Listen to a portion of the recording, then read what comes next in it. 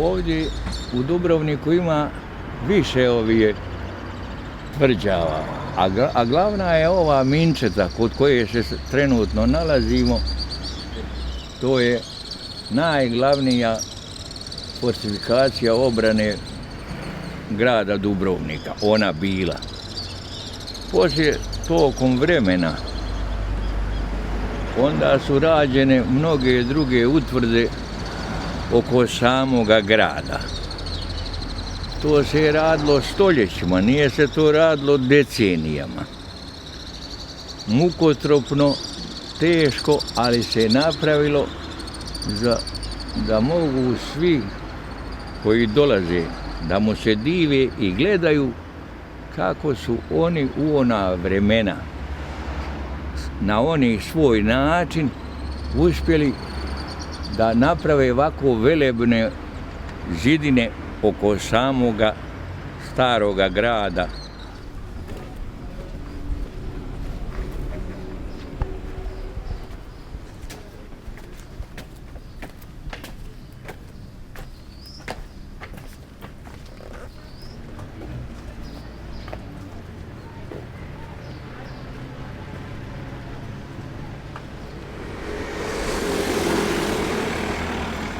Ovdje iza grada, isto sjeverno se nalazi Srđ.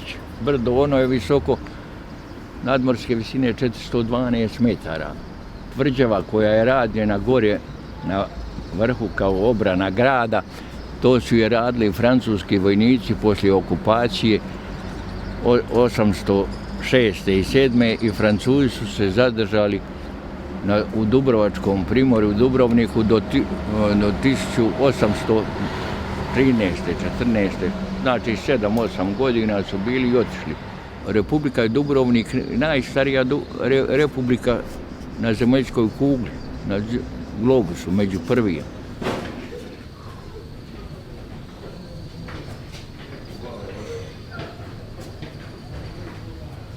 A ovdje 34. 35. godine pao avion baš na Prijekome. I nešto je bilo, ali to su bili tada neki mali avioni u tom vremenu. I to se raščistilo, ali to je bilo nešto veliko u to vrijeme kad je on gruhnuo i pao tu. Ja.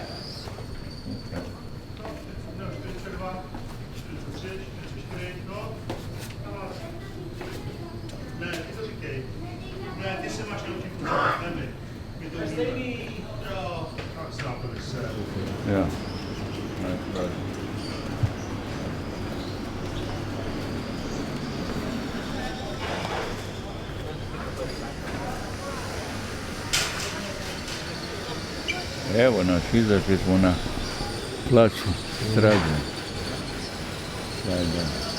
To je jedna od ljepših ulica na zemaljskoj kugli što grad Dubrovnik ima i s čijem se on ponosi.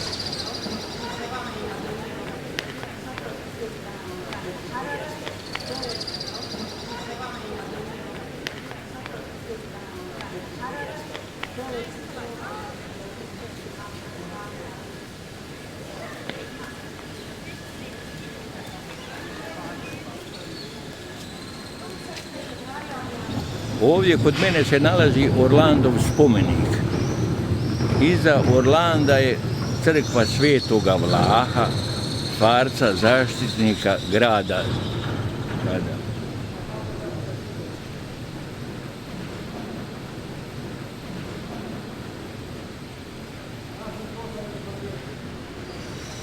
Gradska uprava.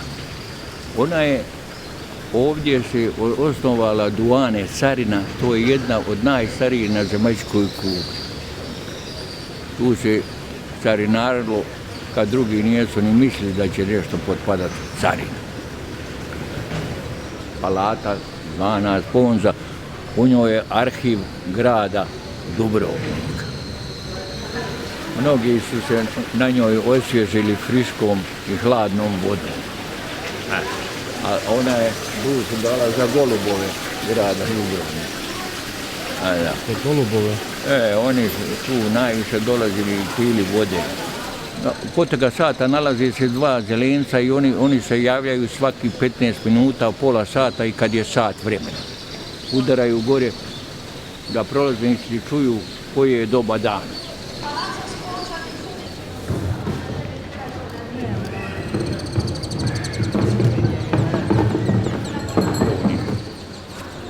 Knez je imao svoj mandat mjesec dana. On je časno i pošteno obavljao svoju dužnost, služio svome puku i svim ostalim koji su imali svoje potrebe da mu se jave, da im on pomogne. Ovaj je Knežev dvor rađen prije 1500 i neke, a onda je on odolio onome ogromnom potresu 1667. godine i ostao je netaknut kao što se nalazi i dana današnjeg. Na tržnici nalazi se kip čuvenog pjesnika i domoljuba, rodoljuba Ivana Gundulića, koji je sahranjen u crkvi Male Braće. Crkva Svetoga Vlaha, lijevo, a desno su Kneževi dvori i pravac je dolje palata Sponza.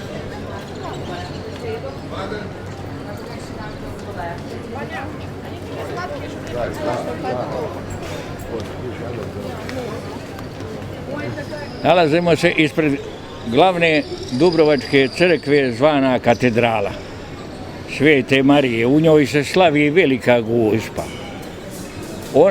Ovdje je bila postojeća crkva prije 1000 godina. Ovo je kasnije rađeno poslije zemljotresa na starim temeljima. U njoj se slavi Velika Gospa 15.8. svake godine. Bude velika festa, bude jela, bude pića, bude pjesme i veselja.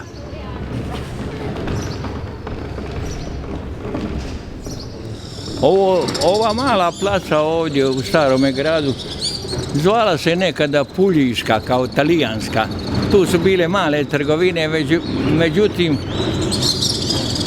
ljudi su mnogi zaboravili njeno ime i sada kažu Mala placa.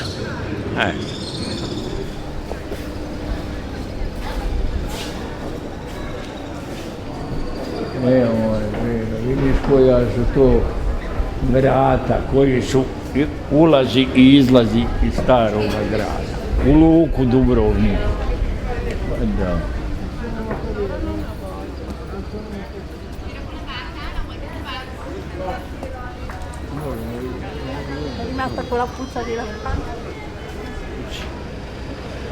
Idemo prema tvrđavi Svetoga Ivana. A tu se u prostorima crkve, zapravo tvrđave Svetog Ivana, nalazi akvarijum. Odavle su mnogi isplovili tokom stoljeća, vremena, otišli i došli, a mnogi su se izgubili na morskim pučinama, u vremenu i nevremenu.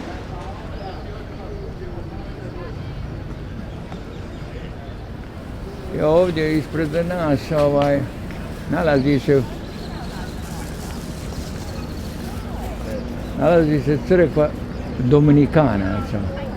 Ona je jako stara građevina, sakralna, koja ima i svoj muzej i svoju povijest.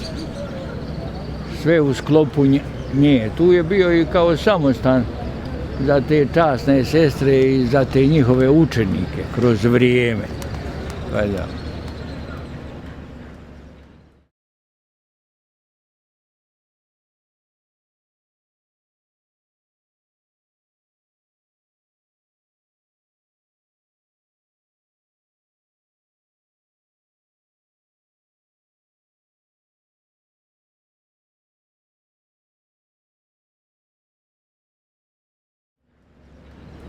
A evo, ispred nas, tvrđava se Leverin vidi. Iz stare gradske luke, to je ulaz istočni u grad Dubrovnik, tvrđava Leverin.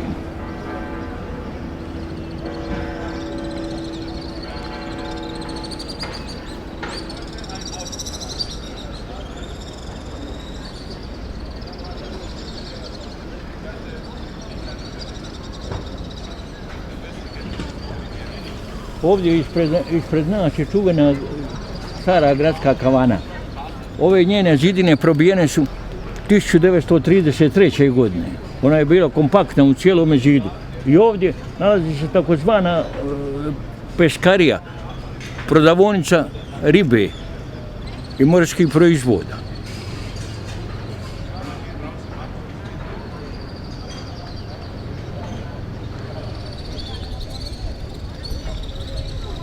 Está en la esquina. Ste tu vezali brodove, ili? Brodove vezali, da kako. Sí, ahí, por aquí donde está. Ogromna je ovo tvrđava Svetoga Ivana na ulazu u staru gradsku luku grada Dubrovnika. Lukobran je služio, razumiješ, kad veliko nevrijeme da se mogu barke skloniti. To je Republika nama. Lukobran nekako.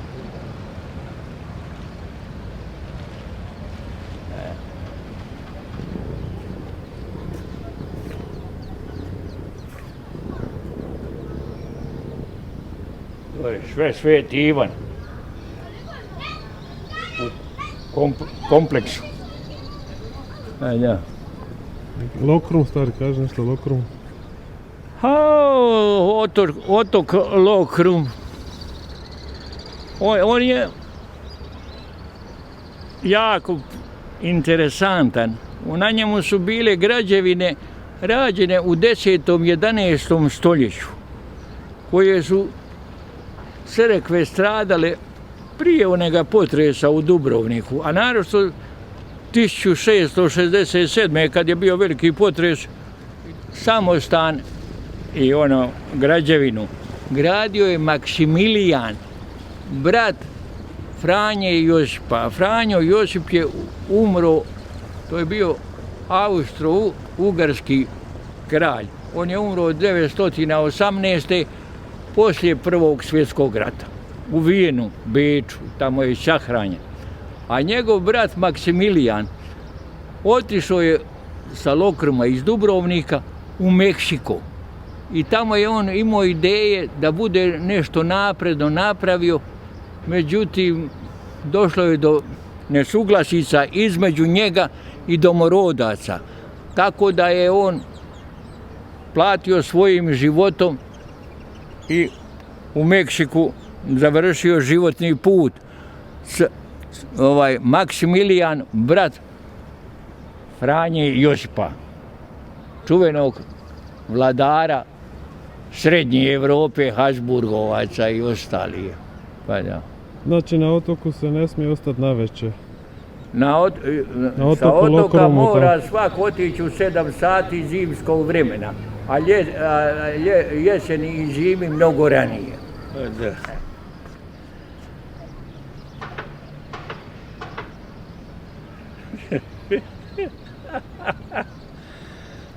A nalazimo se na Potporeli kod svetionika koji služi za orijentaciju ulaz u staru gradsku luku kad je neko nevrijeme i tako. A šta je ono iza, ona tvrđava iza tamo? A ovo su iza su lazareti. To je bila kao karantena. Svi koji su dolazili u grad Dubrovnik morali su radi preventive i sigurnosti da ne nose neku bolest sa sobom proći kontrolu tamo.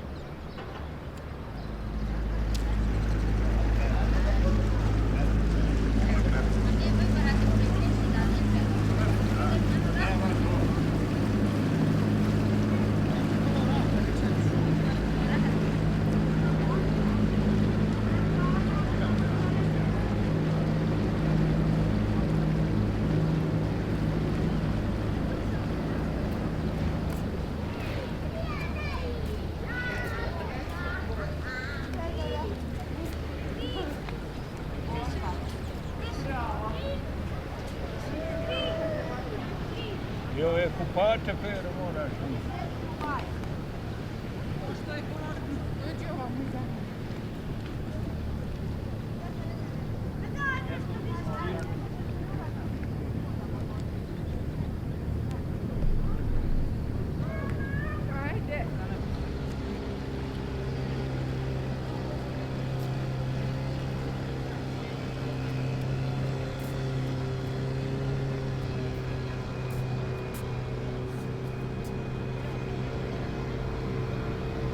dva vagona pero uspinjače. Odošao. Vidi, pored jedan drugog. Kabel gas.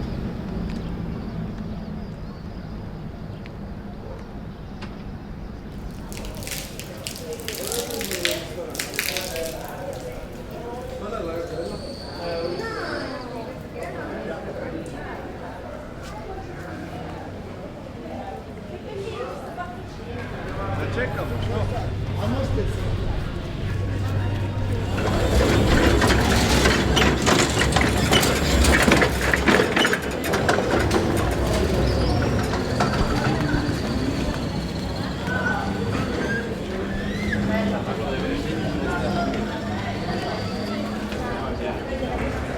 Kako se zove ova placa stara? Ulica. Svetog Dominika. A ulica je izlaz sa Straduna, idemo prema Pločama.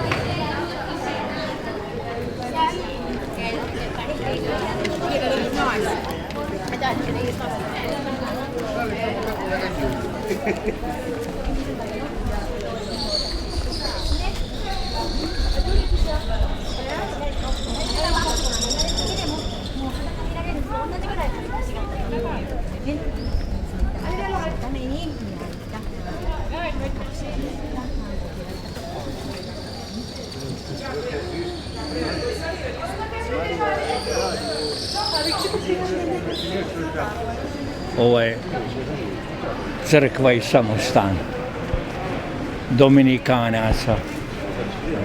Evo idu na vjenčanje. Ja govorim samo malo, ona tonjo, samo malo.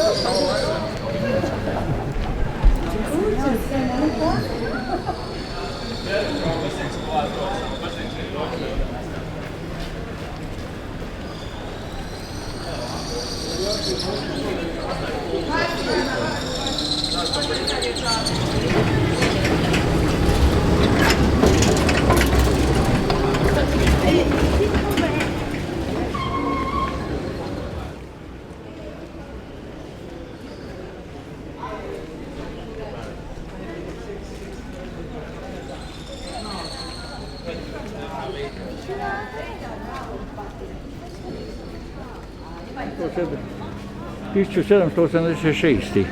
Što je zadnja to crkva, ili? Zadnja mala crkva u Starome gradu. 1786. godine.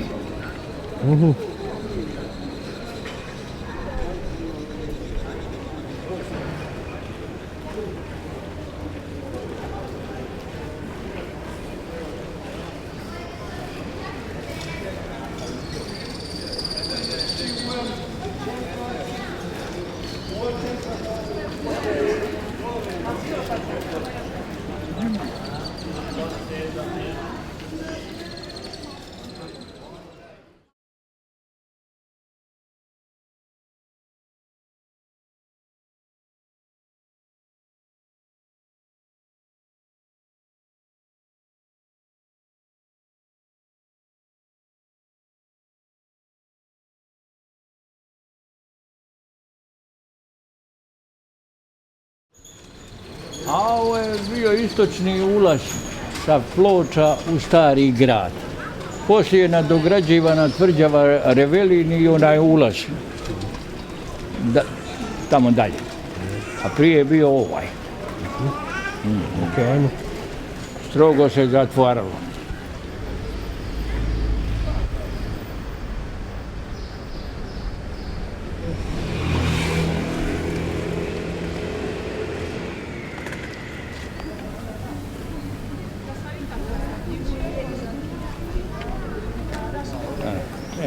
Treba pisati podatke.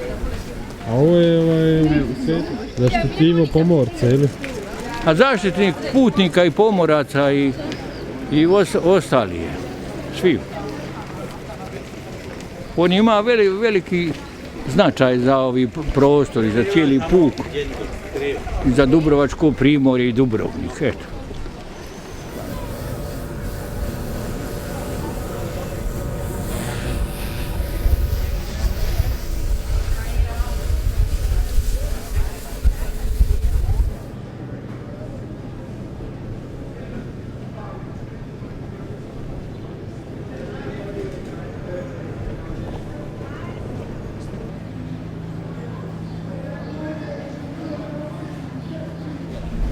Zaštitnik grada Dubrovnika je farac Sveti Vlaho, koji je ugrađen kao kip na tvrđavu Revelin. I tu se nalazi iz dana današnjeg. Nepoznati majstor gradio.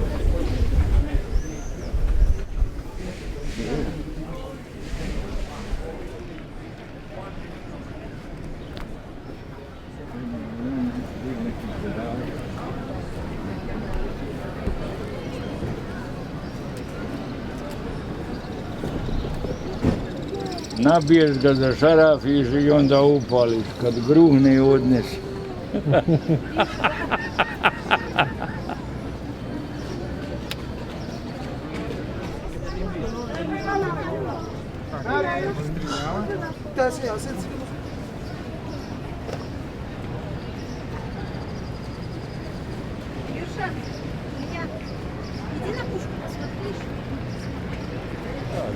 Tu su bili prije Drenjaci, jel?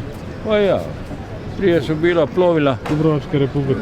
Dubrovačka republika je bila kao pomorska zemlja. Jedna od čuvenijih naka sa prostorom u svijetu. Ona što je imala svoje mornare i brodove. Dopuna je statuta izvršena 1296. godine.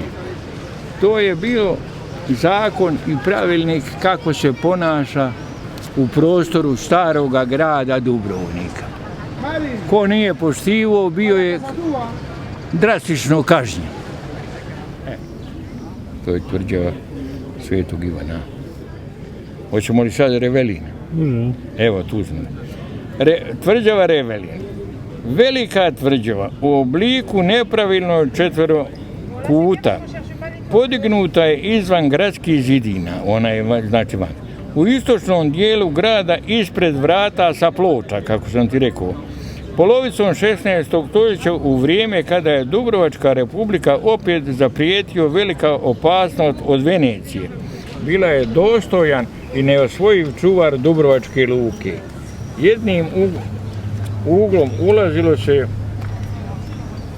u Ben kompleks i čuvar istočne kopnenog prilaza grada. Revelin je imao veliki presvađeni prostor sa najveću terasu u Dubrovniku, pa se i danas ovi prostori izvanredni ambijent služe kao najpodesnije pozornica za raznovrsne priredbe ljetnih dubrovačkih igara.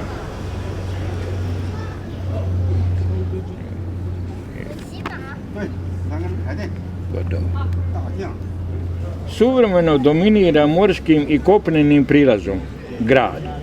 Sa zapadne strane i zapadnoj utvrdom tvrđavom Bokar zatvara i čuva najstariju dubrovačku luku Klari. Lovrijenac je zadao mnoge muke svima koji su pokušali da ugroze slobodu Republike, a najviše su trpjeli Mlečani.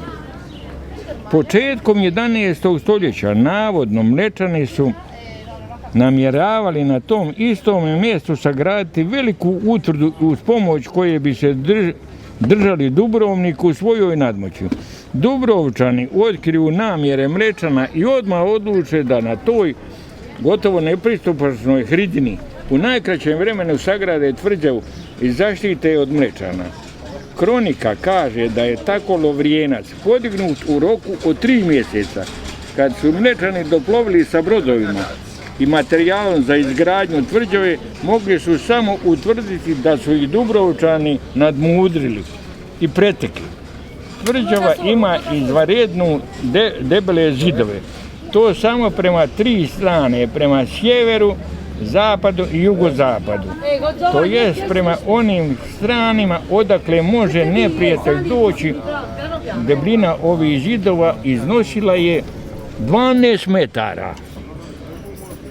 Dubina zida. Na istočnom dijelu tvrđave prema Dubrovniku iznosi samo 60 cm, a to je mudra mjera predostrožnosti Dubrovačke republike, jer slučaju da zapovjednik ove tvrđave, koji je uvijek bio u redove vlastele, pokuša nametnuti kako tiranin nad gradom artilerijsko oružje. Republika je mogla lako sa ostalih tvrđava probiti debljinu ovoga zida i tako spriječiti takve eventualne pokušaje.